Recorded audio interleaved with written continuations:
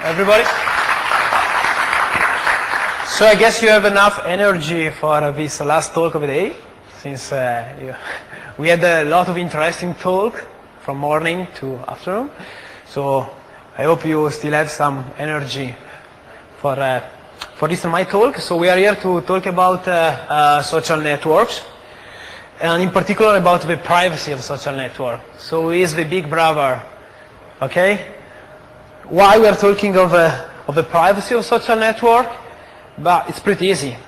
I mean, mainly because social network have experienced a huge surge in popularity. So the last time I present something on social network, Facebook had 5 million active users. When I did the slide last week, on the Facebook site, they are claiming to have more than 800 million active users. And Facebook is actually the second most visited site. So everybody is using social network, and the problem is that the amount of personal information that are stored there, they require for appropriate security precaution. The problem is that people often, normal user, but probably are not computer scientists, are not aware of all the possibility in which this information that is stored on the social network can then be used and abused by malicious users. This is why we decided to, together with some colleague of mine, to study this problem.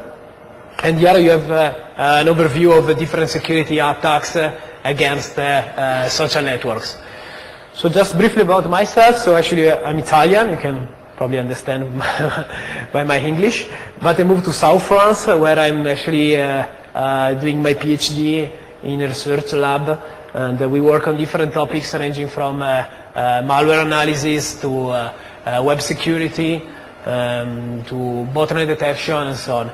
And we, in this last year, we focus also on social networks because there are a lot of problems actually that are interesting to study.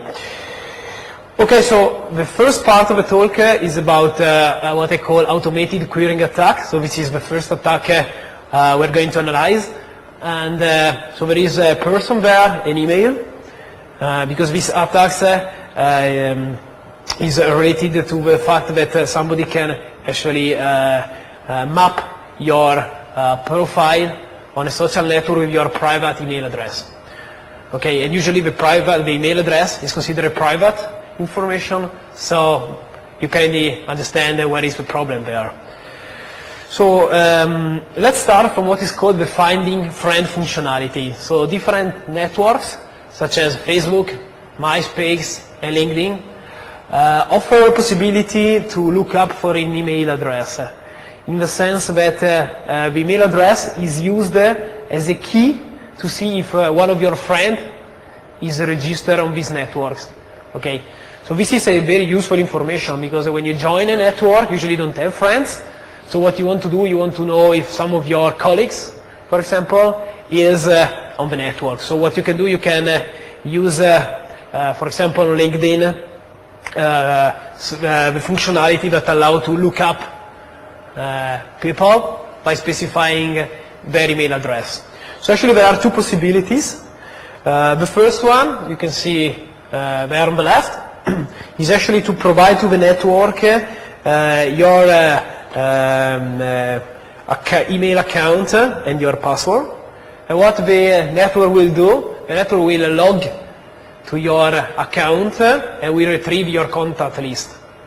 And then from the contact list, it will check if your contacts are actually registered on the social network. This is the first possibility. And almost all the social networks provide the support for Gmail, so you can give to the network your Gmail account and you have automatically all your contacts imported in the social network. The other possibility is to specify the email address manually, or even in the case of Facebook, to upload a contact file. So you can have your email client, like Outlook, you can export your list of contacts, and then you can upload this contact file to Facebook, and Facebook will look up for your friends. Okay? So this is a pretty useful feature, but as always in security, or as often, when there is a new feature, problems come along with it. So, yeah, so let's see if some of you have already understand what is the problem here. Okay, we have one voluntary from Japan.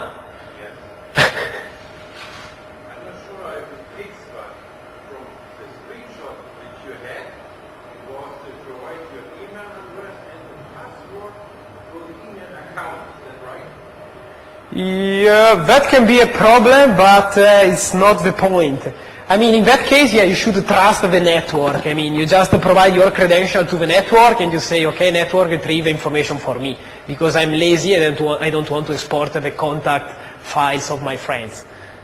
Okay, so yeah, that could be a problem. I mean, you should trust the network, but in any case, yeah, a lot of our passwords are stored server side of the provider, so it's part of the game.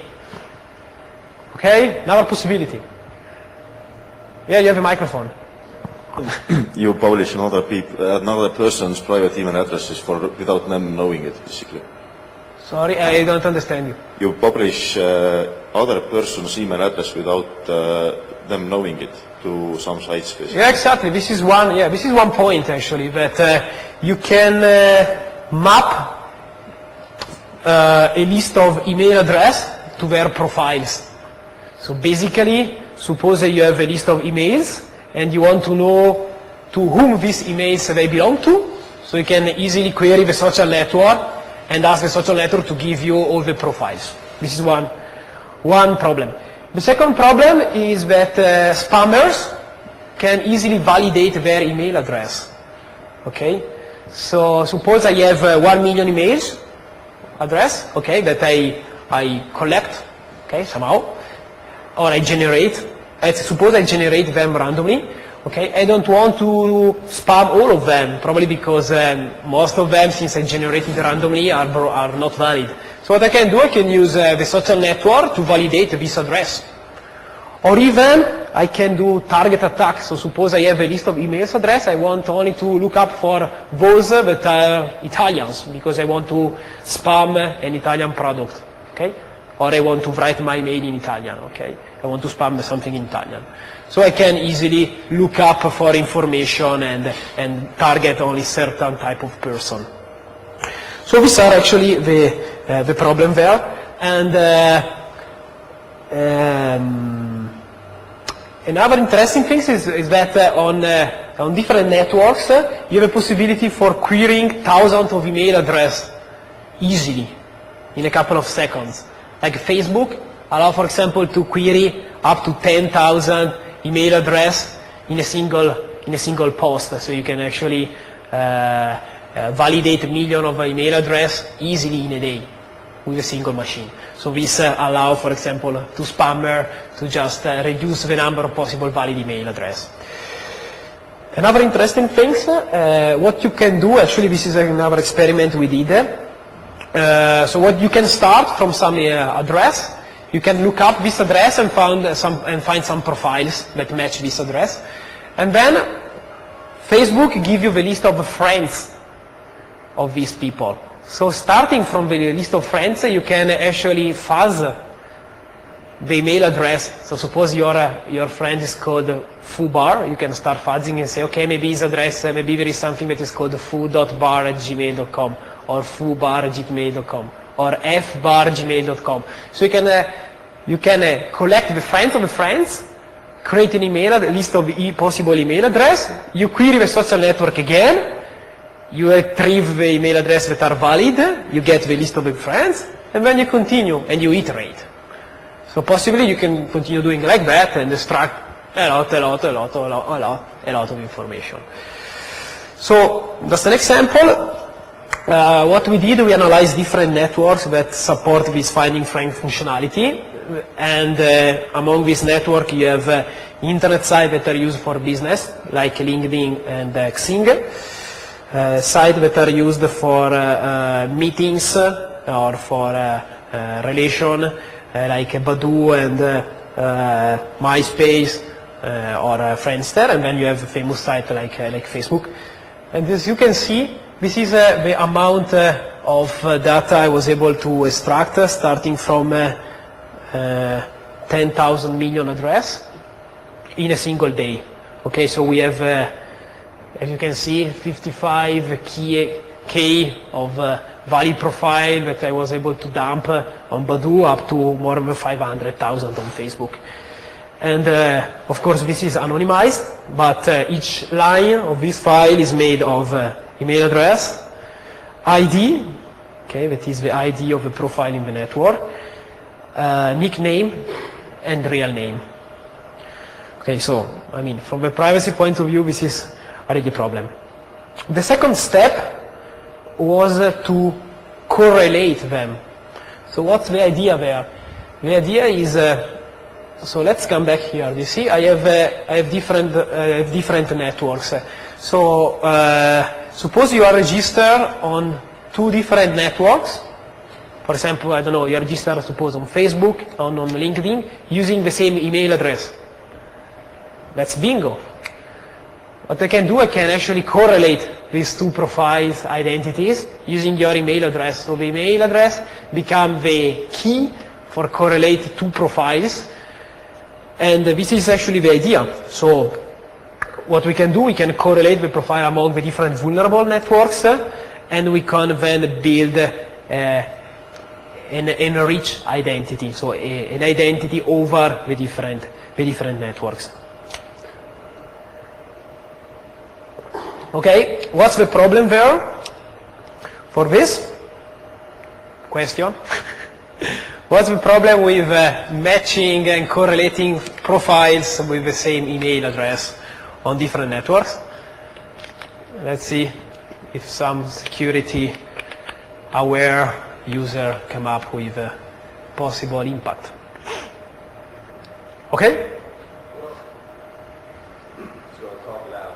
Basically, the issue I see is that if I try to manage what I let people see about me, or if I sort my personal data into security models, and they can cross-link me across networks, then that's useless.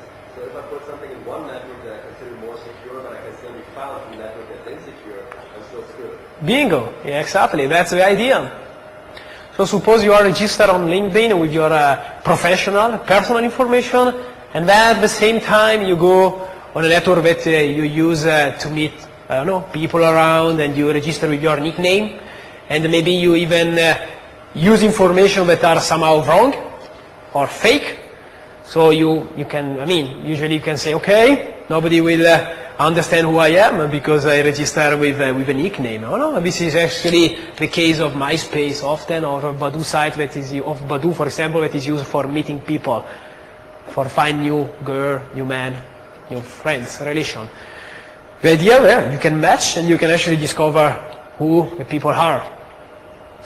So what we did, we built an automated system that does it easily, comfortable. So it's, I don't go into detail, but yeah, it's pretty straightforward. I mean, everybody can do it. It's just a matter of reverse the protocol, the web protocol used for upload contact list, fetch data, and correlate. So it's a matter of scripting, basically. And we took 10 million email address that we found on a command and control server that was taken down by a friend of mine, and that was probably used for spam purpose. So we had a lot of spam email that were left on this compromised server. So we just took the email and we just unique them, sorted them. So we had 10 million email address.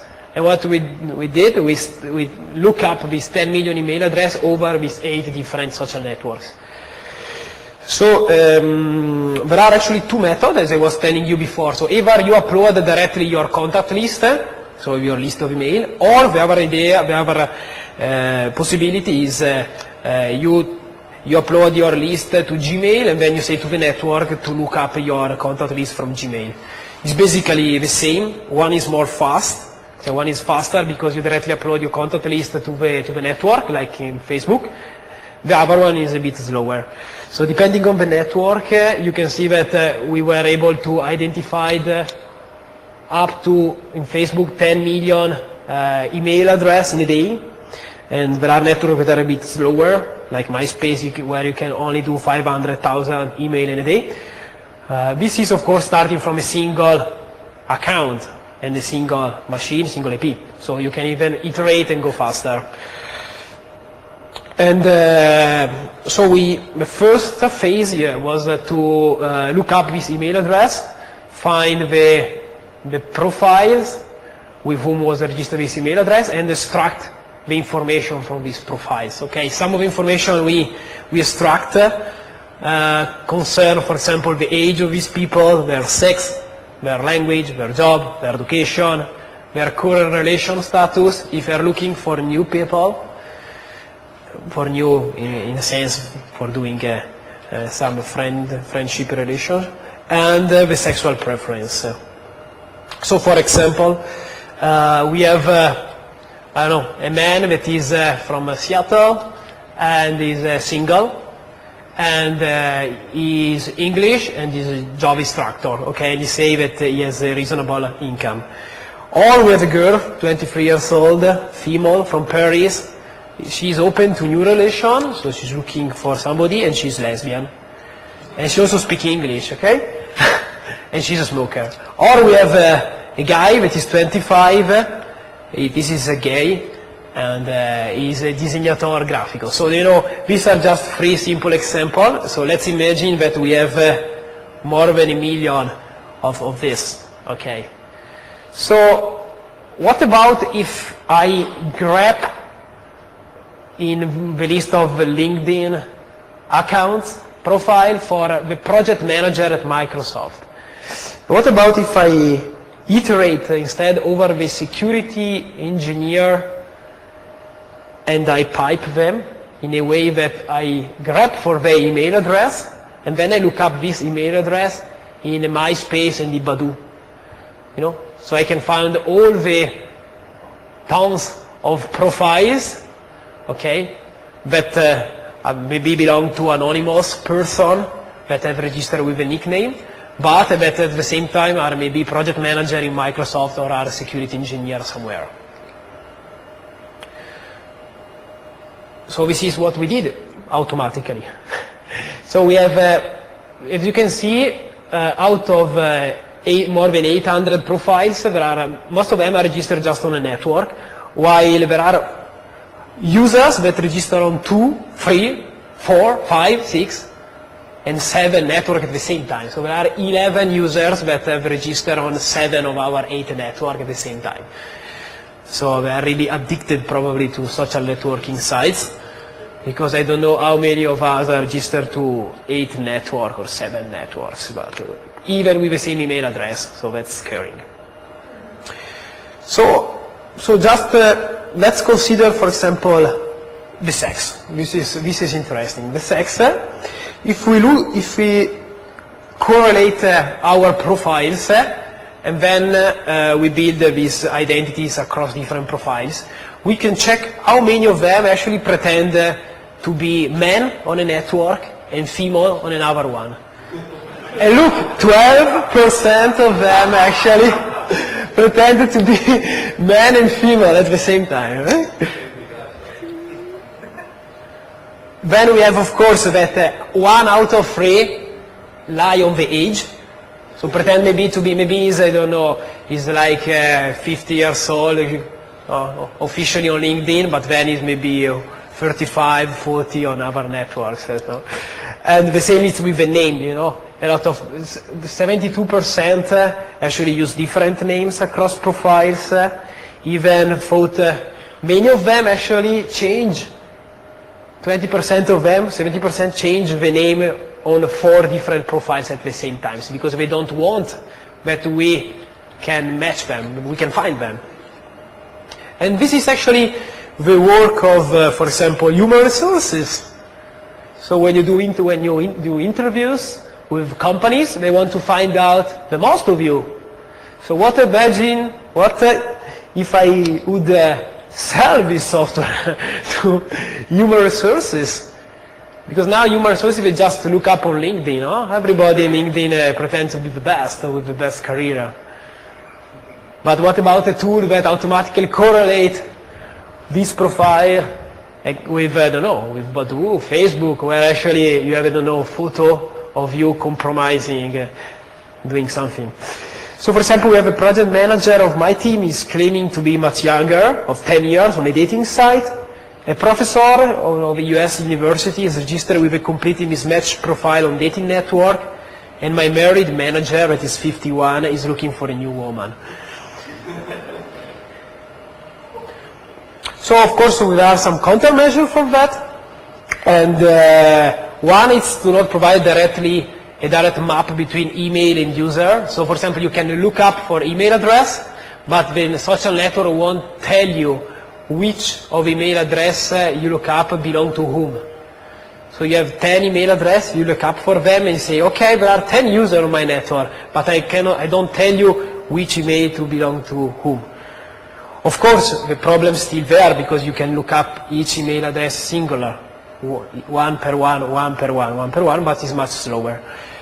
The other solution is to limit the amount of queries that you can do at the same time, because it's not reasonable that somebody has more than 10 million emails, 10 million friends, and you want to look up these 10 million friends every day on every network. And this is exactly what the social network has answered me. So LinkedIn now restrict your account if you look up for friends every day, because I mean it makes sense when you log in at the beginning that you don't have friends, but it does not make sense that you do it every day. And the same is with Facebook, okay? Facebook tell you you have exceeded the limit of uploading contact files. So at least on this side, this social network I contact, they answer pretty rapidly and they partly fix the problem. That's good. I mean, from a research point of view, I like when I have feedback and people actually have a affected provider answer positively and fix the problem. Okay, so this is the first part. I'm going probably a bit slow because there are 5 parts. It's just the first one, so probably I speed up. So the second one is about social engineering.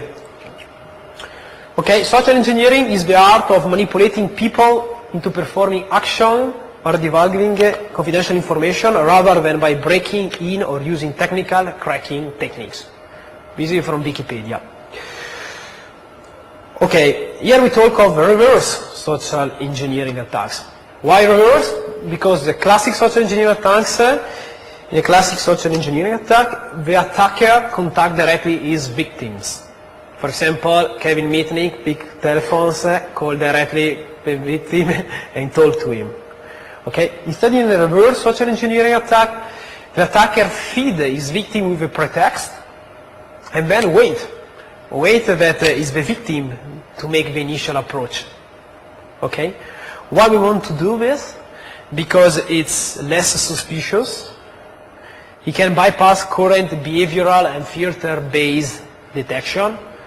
Okay? For example, you can check how many times you look up for friends. This is a filter-based detection. And you can reach millions of users on social network easily.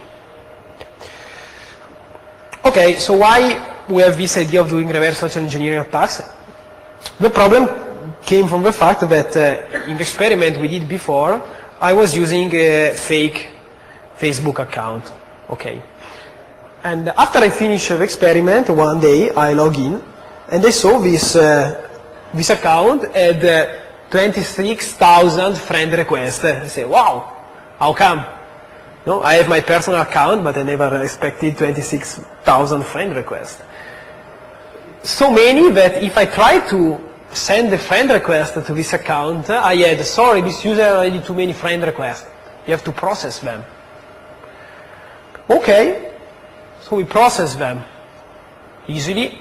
We have a script, log in on Facebook, process the friend's request, start process, until I got too many connections. Sorry, you cannot create any more connection.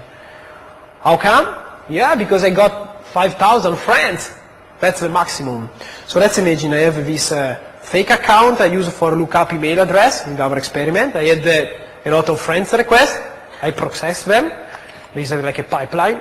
I reach the top of 5,000 friends. And then there are all the 21,000 that are still waiting there. And this graph on the left show you in a year how many friends requests I receive per day. So you have about from 80 to 100 friends requests per day. So my question is, how come everybody wants to become friend of this fake profile? I mean, I did nothing with this fake profile. I just look up for emails. So what I did, in a day, I look up for 10 million email addresses. Okay, nothing strange, I mean. So the problem is that actually on Facebook, this is what we discover. You know, in Facebook you have this come later. Okay, in Facebook, when you log in on the right, you have this box that tell you, hey, do you know, maybe Paul is friend of you, or maybe Luis is friend of you. So this is this pop-up show you possible friends based on, I don't know, mutual connection, for example, or based on the fact that you study in the same school. Well, actually, what we discovered is that if you look up for an email address, Facebook thinks that you are a friend. And so Facebook was showing up this nice girl to all my million of poor victims, you know. He was showing up all the time, every day. This is a friend of you because she looked up for your email address. This is a friend of you, she looked up for your email address. So actually we found a way to exploit this friend suggestion box of Facebook only by looking up email address. This is still possible. So if, for example, you like a girl of yours, so it's enough to look up for her email address, automatically Facebook will start suggesting you to her. You know, even if you don't know her at all, you know, maybe you just got her email address from the list of students of her university, so you look up for email address and you start biting her, say, yeah, I'm here, I'm friend of you, maybe we are good friends, you don't know from the school, maybe you're friend.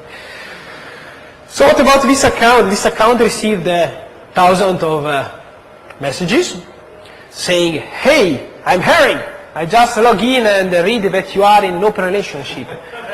How is that working with you? I have a little bit of experience with this, but I don't know, like, congratulations, you're a beautiful, nice girl, I'd like to know you. And look, I did nothing. I mean, I was there, and then I started writing me, kisses, Enrico. Hey, I think I'm here to hook up with people. Also, I made my own group, emotional support for people with problems. Please consider joining us. I don't know who you are. You seem showing up on my Facebook, add Alison as your friend. So this message is just proving that actually, yeah, the idea is that one, that you look up for email address and Facebook suggests you. And then this one say, so I try to figure out how come we know each other. I see you have like 20 billion friends. Guess I want to look through all of them. I cannot understand how come we are friends. Hey, thanks for your poker. Would love to take you out sometimes. And he gave me his telephone number as well.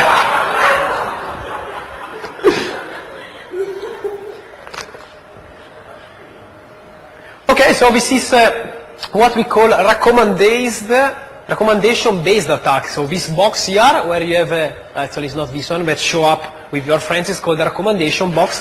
So this is a recommendation-based attack. Then there is another attack that is called demogration-based attack, and this works well in such a network like Badu, that are actually done for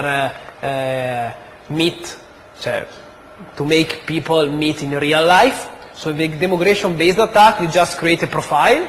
You say, okay, I live in Kuala Lumpur, and I'm 25 years old. And you stay there, and automatically people start come to you. And who? The people from Kuala Lumpur and from the region. So this is the demographic-based attack, okay? The other one instead is called visitor tracking, and it works very well in LinkedIn. For example, now in LinkedIn, when you log in, on the right there is a box telling you who has visited your profile. So you can click and you can say, HR from this company, or you can say, security engineer from this company. And so, okay, usually you are interested to see, an HR from this company has looked at my profile, maybe they're interested. So you can click and you can see his profile as well. So this is, the idea here is that you visit as much people as you want. This is very easily, it's a script, so you can visit millions of profiles daily, every day of the week, every week of the month. And then you wait that they visit your profile and they send you the friend request. Okay, so these are 3 different techniques. Okay, I don't go into the details of, actually, we did different experiments, so we create different profiles, men, girls, young, old, and we study how much they are effective. And I can point you to some of our related work that tell you which profile are more effective. You can even understand it by yourself, but probably which profile is the most effective. The number, I want to see a girl saying number 1. Come on, it's also pretty.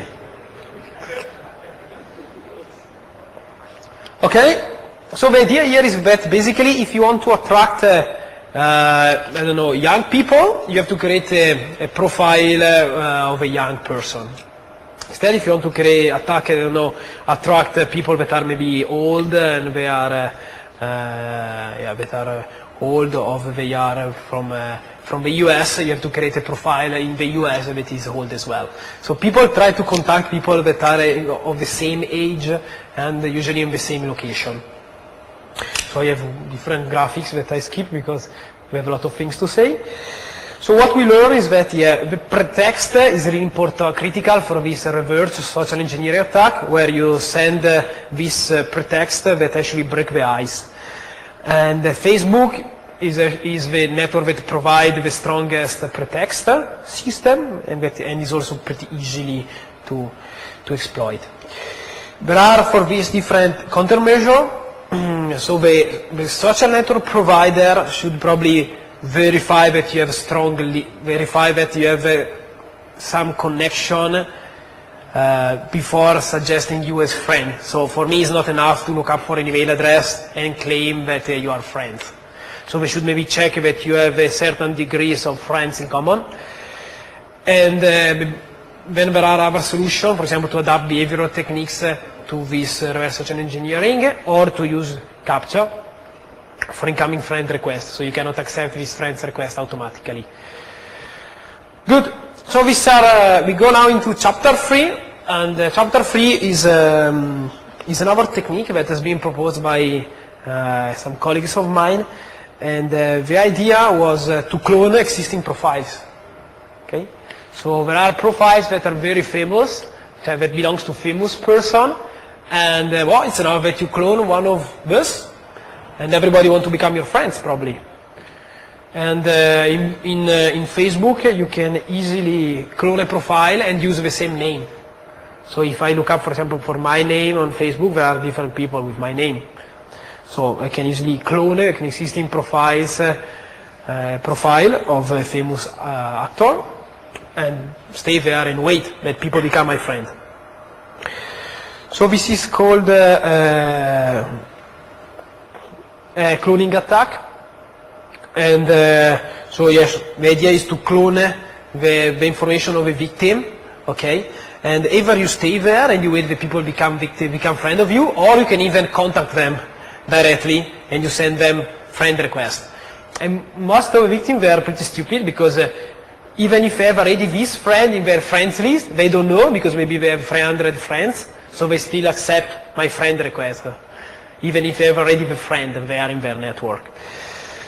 What you can do, you can even do cloning attack on different networks. So this is pretty interesting. So suppose I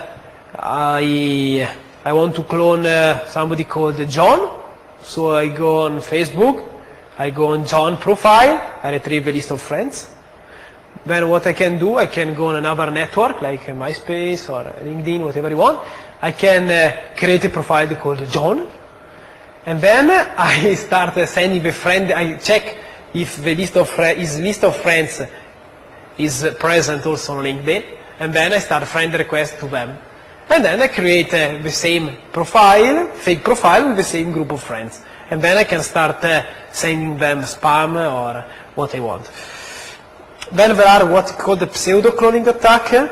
So that means, yeah, you see, you have somebody called Danielle and you have somebody called Catherine. Even they are two females names, but we have the same picture of a guy. How come?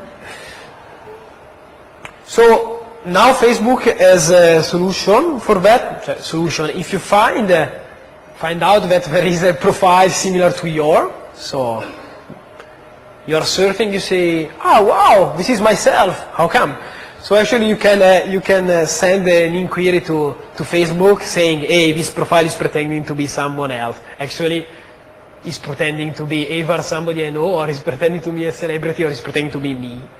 So you can actually send to Facebook this request. Okay, so now you have seen that there are different ways for collecting easily thousands of friends. So now what we can do, we can exploit the trust. Okay, so suppose you are an attacker. One thing is to send drive-by download links, or links contain malicious code by mail to random people. One thing is to send this one by mail to people that you have already validate existing and you know where they are, you know which language they talk. Another thing is to send them this information over Facebook, so your friend. Okay? So the idea is to leverage our new friends, the fact that I'm friend of a lot of people. So again, with this fake profile that has thousands of friends, what we did a drive-by download experiment. So I set up an internet site, okay, called movie.amradiooperator.net, and then I just posted this on the wall. And as you can see, everybody is getting interested. You know, I think there are many people that don't know what to do with their life, so they wait that one friend posts something and they just go there and click and see what happened. So if we click here on this link, this is actually what cannot locate the internet server or proxy. Ah, no wireless here. Pity for you. So if you go there on this site, there is, maybe you can paste and copy. There is actually a video of a guy. Yeah, it's a funny video of a campaign against the abuse of alcohol, and it's pretty funny. So while the video is running, okay, my users are there. They are looking at the video. There is a code on the back that actually it's pretty easy. Sometimes the code I wrote that tests the version of your operating system, of your Firefox, of the plugin that are installed, and so on. And send this information to a server of mine where there is some saved PHP code that collect. So the idea is, suppose I'm a malicious user and I just post a link, okay, to my 5,000 friends. How many of them actually in a day visit these links? And how many of them use a browser that I could potentially exploit to infect their PC? Here we are. So we analyzed actually the plugin for PDF, so Acrobat Reader, DivX, Flash. And in a day I got 202 unique access. And of these 202, like half of them has either PDF or Flash that is vulnerable to this critical vulnerability here, or DivX.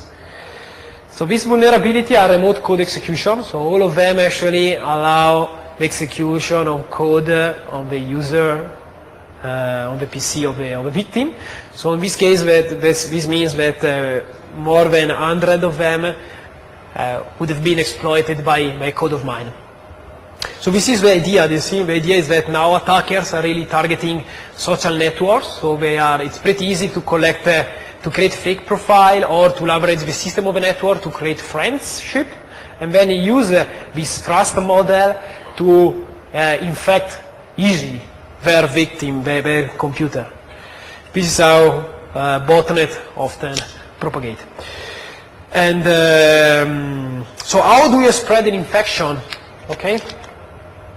So one way is to use the classic clickjacking methods. I don't know how many of you, so we can skip it, know how it works, clickjacking. How many know how it works? Okay, 5? Okay, so I think I have to explain how it works, clickjacking. So clickjacking is a web attack where you have where a transparent iframe is put on top of a window. So suppose you have, for example, on Twitter, okay, you have a malicious URL, okay, that you want to spread to your victims. So what you can do, you can put the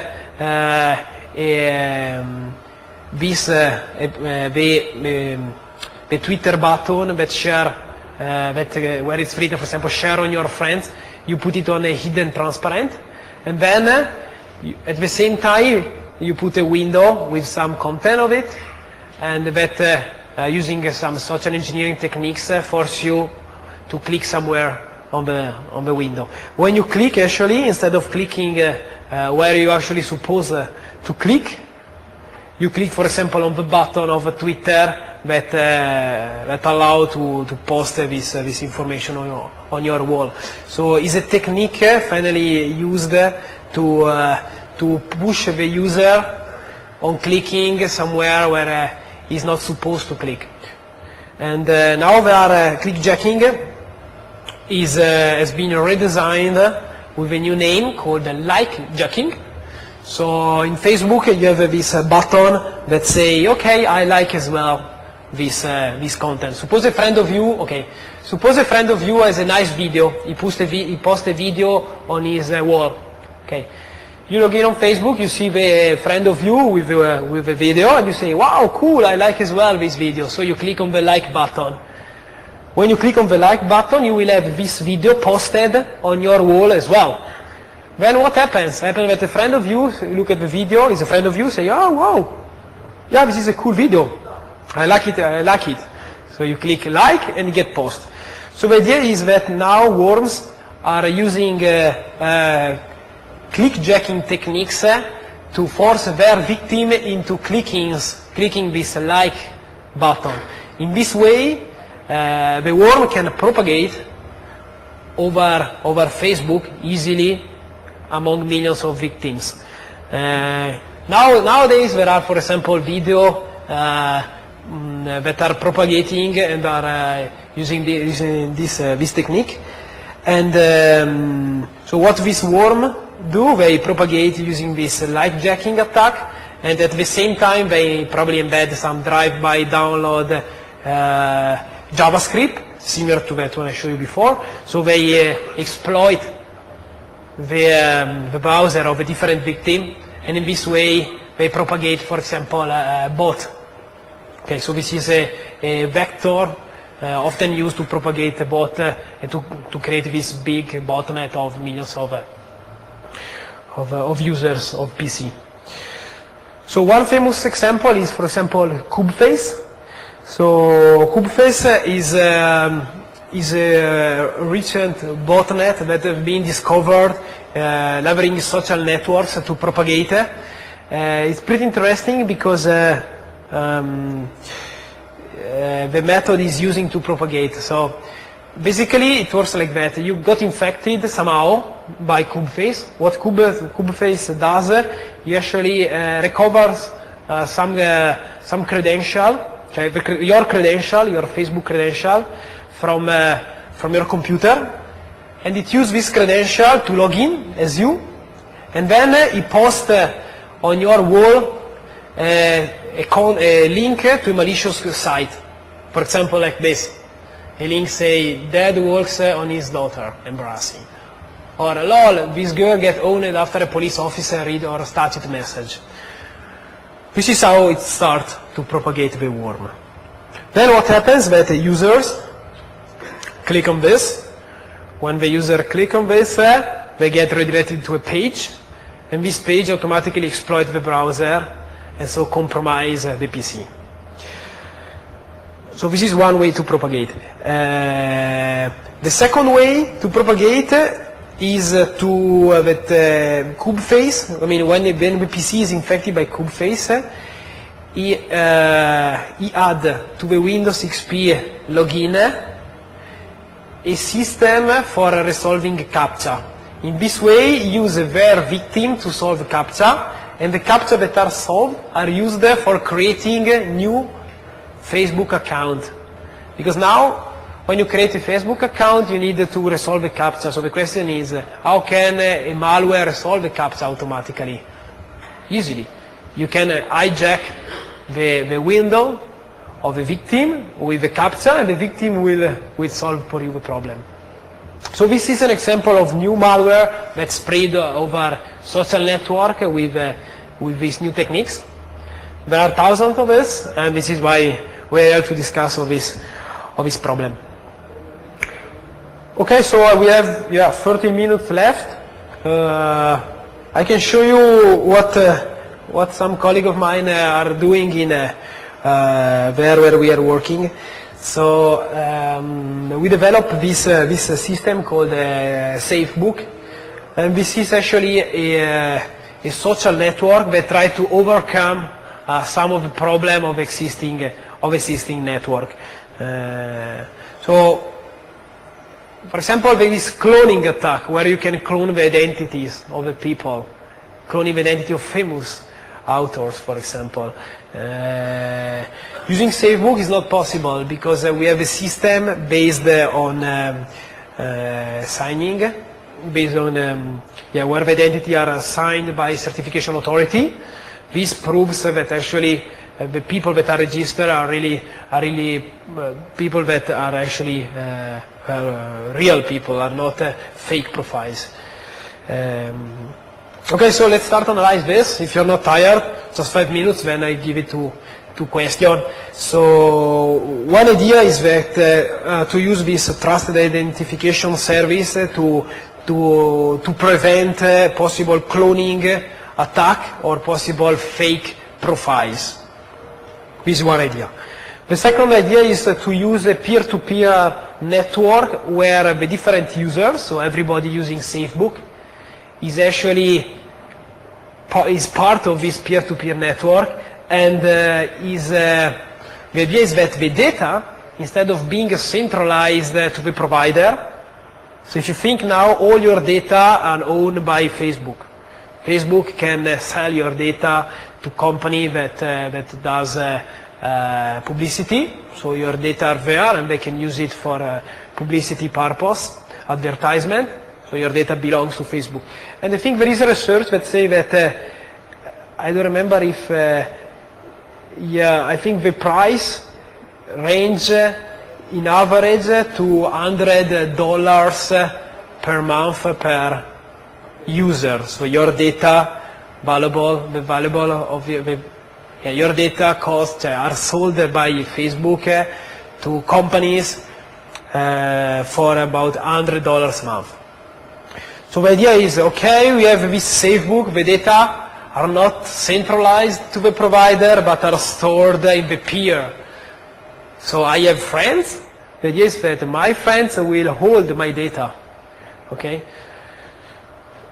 This is the first thing. The second thing. The other thing is that there is no big brother that actually can read my data or can sniff the information. Like in Facebook now you have this chat system, and a lot of people using to chat with their friends. Okay, nobody prevents us from being intercepted and sniffed. So instead, in SafeBook, the information are actually between the different hoops are encrypted, and so we try also to prevent this big brother attack. So I don't go probably into the design because, yeah, maybe you can ask me if you're interested. But probably, yeah, the idea is pretty much this one I was telling you, to use peer-to-peer architectures to store the data, your data to the peers. And there is a system that is similar to the CAD. I don't know if you know the CADzilla network. It's a kind of peer-to-peer network. And this system allows you to make your data available also when you are not online, also when your friends are not online. And identities are actually signed by certification authority so that they cannot be cloned. Okay, so I skip this profile lookup. So this because otherwise you get bored. Okay, I think you get the idea of the talk. So it was to show how the data that you store on your network can be abused by attackers in different way to do for example, spam, for validation of emails, can be used by malware to propagate and to infect your PC, or can be used to for example, by botnet to create this big botnet of infected PC. Okay, great. Yeah, we are 8 minutes earlier, but I think it's enough to give an idea. Just pose question if you have. Otherwise, yeah, you can contact me. I will be here for the whole time. I can point you to some interesting resource, or I can show you some offline interesting things. Any questions, or you just want to share your Facebook ID with him? They are saying that in Asia, they don't do. People are not used to make a question. That's a challenge. I recognize that as a challenge. Yeah, I saw today that. I don't. Wow, awesome. Hi, Mr. Balduzzi. Hey. Just want to ask some questions regarding just now in the beginning you are showing you are crawling the Facebook profiles. So when you are crawling using the email address, I look up email address and try to find if there are some profiles registered with those email addresses. yeah. So when you are doing the crawling, does the Facebook ever give you any problems? Do they ever started to investigate your actions? No, nothing, zero, completely. Yeah, for them it's normal. You look up 10 million email address in a day using one account. Okay. But they fixed them rapidly when I was explaining them that probably is not normal. Okay. So they have never investigated your activities, anything? No. Okay. No. Yeah, but they are pretty busy. Yeah? Any other questions from the floor? No? Okay, well, he will be around today and tomorrow as well. Feel free to approach Marco directly and be his Facebook friend. Okay, thanks a lot. Thank you very much, Marco. Thank you.